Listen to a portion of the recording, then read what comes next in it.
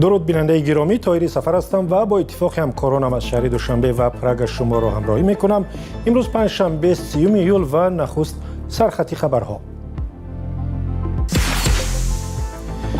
نجات بخشان تاجیک در رودخانه سرخاب در ناحیه فرخار جسد نورس 11 ساله را میجویند که هنگام شنا غرق شده است. جنگ در اوکراین و ایران اقتصاد تاجیکستان را هم سست کرد. مقامات راههای نو برای تجارت را میجویند. اشیاء خام از کجا میاد؟ حتی اینا بیاید بگیم که مثلا خودی استثباتی میبینیم یا حتی استثبات قولی. مقامات رسمی تاجیکستان میگویند در کشور هیچ گونه معرکه مجبوری تراشیدن ریش و منع پوشیدن حجاب نیست، اما نظرهای دیگر نیز هست. زنان حجاب پوش و مردان ریشدار رو در ماشین‌های مسافرکشی گرفته به اداره پلیس برده و آنها را خب جریمه کرده. نجات بخشان تاجیک در ناحیه فرخار به جستجوی جسد یک نورس ادامه می‌دهند که روز 29 ایول در رودخانه سرخاب غرق شده است.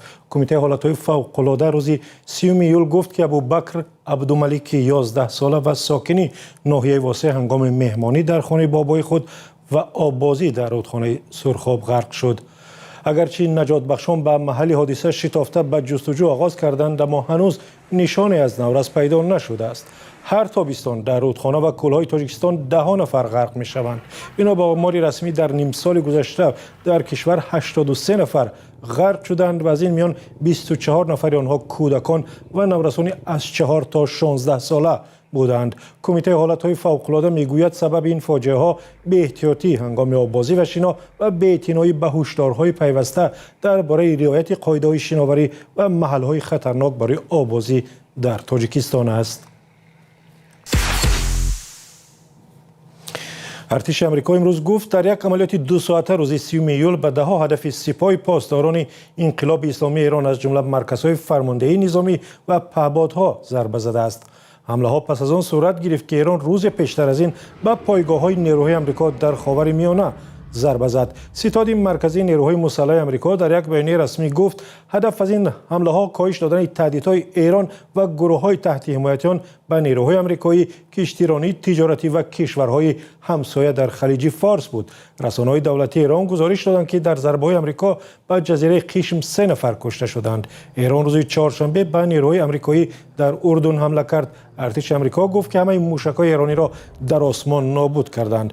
پایگاه‌های آمریکایی در اردن وقت‌های اخیر به هدف‌های اصلی ایران تبدیل یافتند. و در واقع عکس صدای جنگ در ایران و اوکراین و کشورهای دیگر تا به تاجیکستان هم رسیده و به اقتصاد کشور زیان رساندند. گزارش همکاران ما در دوشنبه ارشاد سلیمانی و امیر یوسف محض در همین باره است. جنگ روسیه در اوکراین و امریکا در ایران، اما تاثیر این هر دو در تاجیکستان. منصبداران تاجیک اخیراً اقرار کردند که این جنگ ها و هم نیزای پاکستان افغانستان به اقتصادی تاجیکستان ضربه میزند.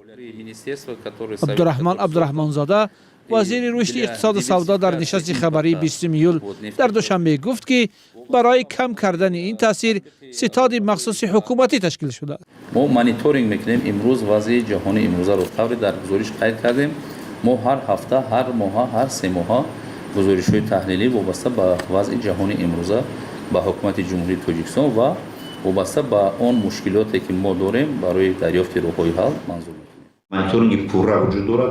شیرعلی کبیر وزیر صنعت تاجیکستان نیز هفته گذشته از تاثیر این حوادث خصوصا مشکل‌ها در بندرهای ایران و پاکستان و بازار نفتی روسیه و واردات و صادرات محصولات صنعتی نگرانی کرده بود.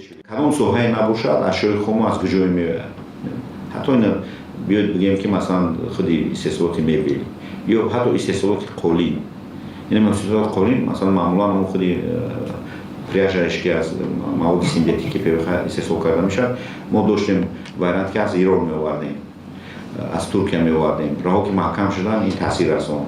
یا مثلا حاضر ما مانیتورینگ داریم که تامینات با خودی محصولات دیزلی. مثلا یک کارخانه زنفشان تا 300 میلیون آماده پرداخت‌های اندازی داره در بودجه جمهوری. و اینکه استثمارش 10% هم کم کنه این تاثیر می‌رسونه.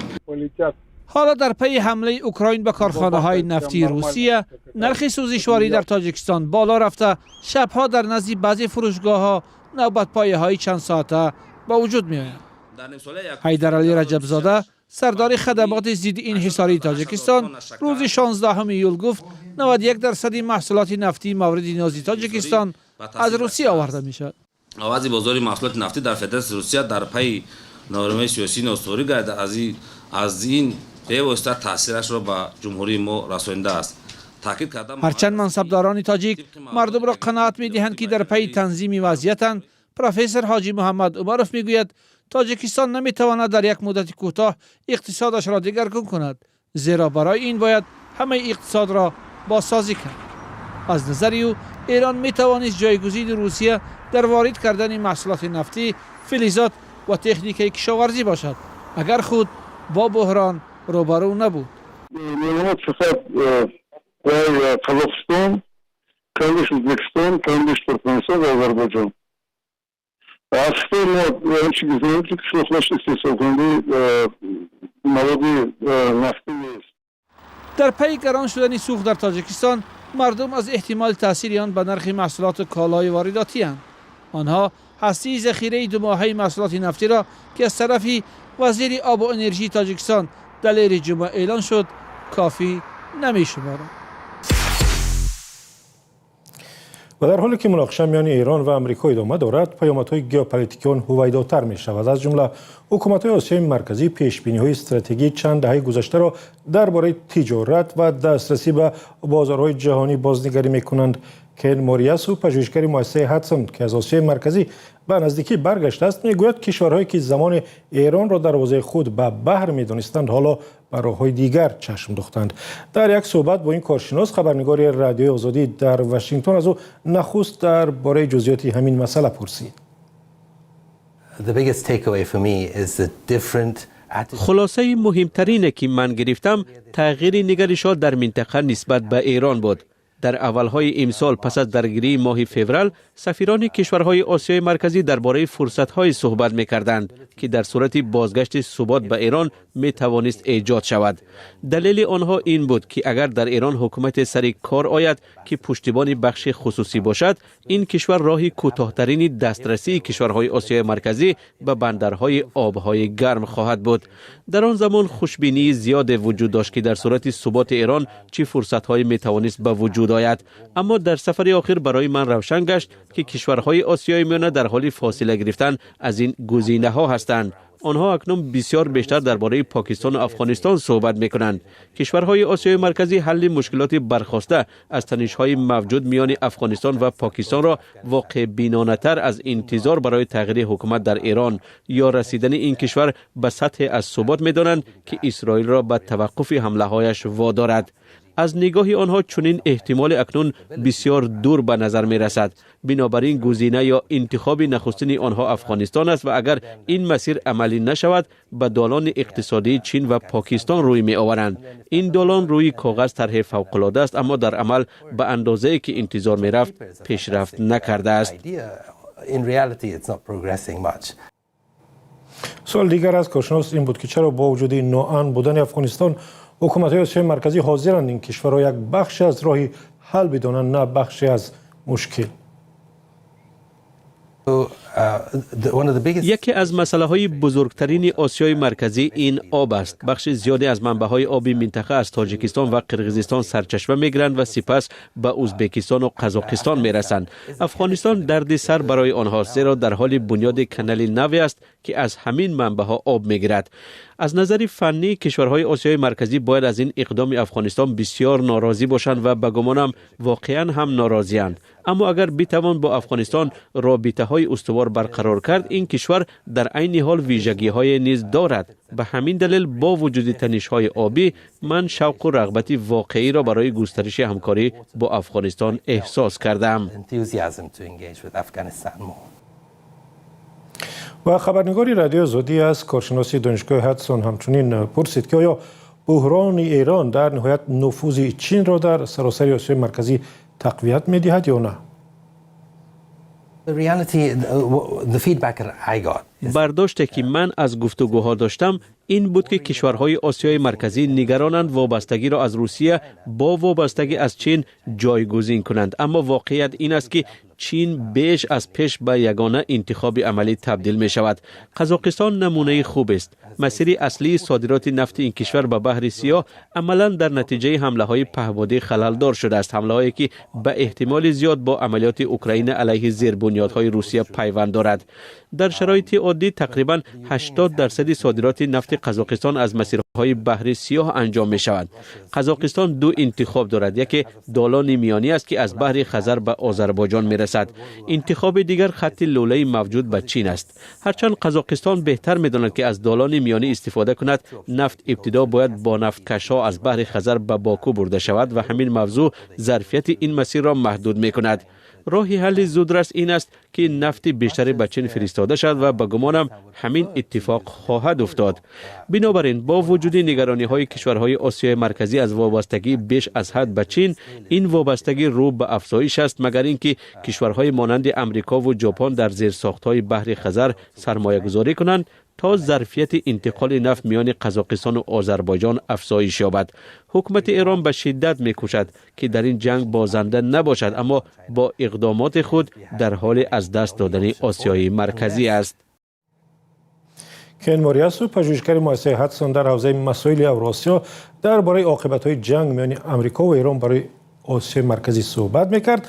مصاحبه مفصل او را می‌توانید در وبسایت azadi.org هم بخوانید. سلام، اگر خط و خبر می‌خواهید ما داریم. نوید بامدادی، سرخط خبرها، اخبار تاجیکستان و جهان، گزارش‌ها و تحلیل‌ها. چی می‌گذرد و چرا؟ دانستن فهمیدن است.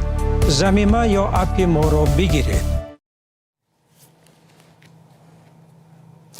گزارشی نوی درباره تلاش‌های حکومت تاجیکستان برای مانع شدن به گذاشتن ریش و پوشیدن حجاب دیگر باره بحث سر این مسئله را در رسانه‌ها دامن زده است. کمیته دینی تاجیکستان چند پیش گفت که در کشور هیچ گونه قانون درباره منع گذاشتن ریش و حجاب پوشی وجود ندارد، ولی خود مقامات گاه خبر می‌دهند که کارمندان دولت با زنان حجاب پوش صحبت می‌کنند تا از لباس‌های بیگانه یعنی همین حجاب و روسری دست کشند.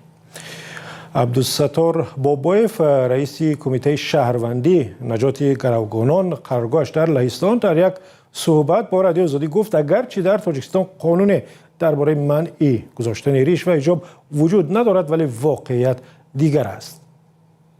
ده‌ها نوار و ثبت‌ها داریم که در تاجیکستان چنین عمل‌های غیر قانونی نسبت زنان حجاب پوش، سطر پوش و برادران ریشدار صورت میگیرد. اینا سندهاشون موجود هستند. روز 23 جوانی گفت که خب ما 12 نفر رو در ناحیه شاه منصور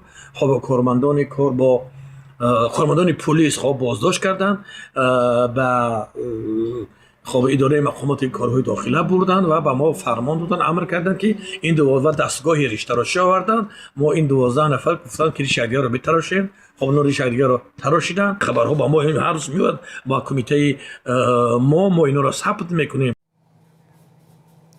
و رادیو آزادی همچنین از عبدالستار بابایف پرسید که آیا دلیل و سندی درباره مجبور کردن بر ریش تراشی یا کشیدن حجاب زنان سرشان دارند؟ توی می همین سال جاری خب در ناحیه سینای شهر دوشنبه در نزدیکی بیمارخانه قریه بالا خب خبر آمد که کارمندان کمیته کاربازنان و نمایندگان پلیس این ناحیه در آنجا خب زنان حجاب پوش و مردان ریشدار رو در ماشین‌های مسافرکشی گرفته به اداره پلیس برده و آنها را خب جریمه کردند. عبدالستار بابایف، رئیس کمیته شهروندی نجات گروگانان، درباره بحث دراز حجاب و ریش در تاجیکستان صحبت می‌کرد. با پایان اخبار آزادی رسیدیم، ولی اگر میل دیدن ویدیوی بیشتر، خواندن خبر و گزارش‌های دیگر را دارید، پس لطفاً سری بزنید به وبسایت azadi.org و یا صفحه‌های ما در فیسبوک، اینستاگرام و کانال‌های رادیو آزادی در تلگرام و یوتیوب و تیک تاک. اگر خبری دارید و می‌خواهید دیگران بدانند، به ما نویسید، تحقیق می‌کنیم. اگر درست بود حتما نشر می‌شود. تا دیدار در برنامه‌های دیگر.